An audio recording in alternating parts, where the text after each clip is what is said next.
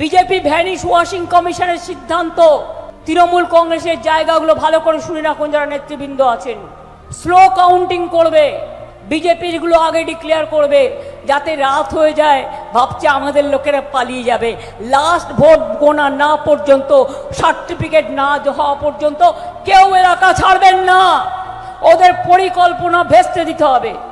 EVM machine খারাপ করলে বলবেন পরিবর্তন করুন। অনেক লাইন দিয়েছেন আপনারা জীবনে, নোটবন্দির লাইন, ভোটবন্দির লাইন, আধার কার্ডের লাইন, এসআইআরের লাইন। নিজের গণতন্ত্র বাঁচাবার জন্য একদিন দরকার হলে মা ভাই বোনেদের একটু অপেক্ষা করতে হবে। পুরনো মেশিন খারাপ করবে অনেক জায়গায়, খারাপ হয়ে গেলে ওই মেশিনে যেন ভোট না হয়।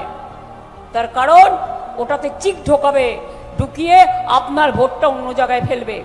2 নম্বর, ভিভিপ্যাট ছাড়া কোনো এজেন্টকেও ইলেকশন কমিশনে ওই মেশিন চেক আপ করতে ভুল করবেন না, ভিভিপ্যাট মাস্ট।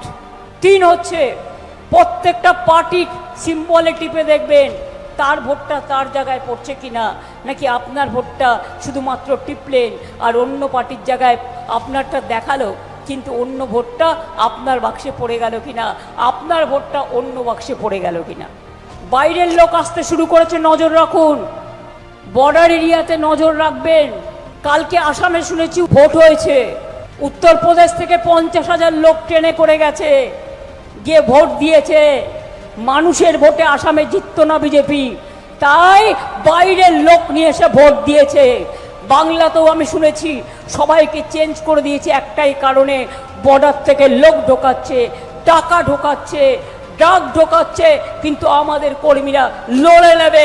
আমরা কারো প্রতি নির্ভরশীল নই, আমরা নিজেদের প্রতি নির্ভরশীল। আমি যদি লড়াই করে যোদ্ধা হই, মা বোনেরা আমার সহযোদ্ধা, আর ভাইয়েরা মায়েদের পাহারাদার। আমরা সবাই মিলে একসাথে লড়াই করব।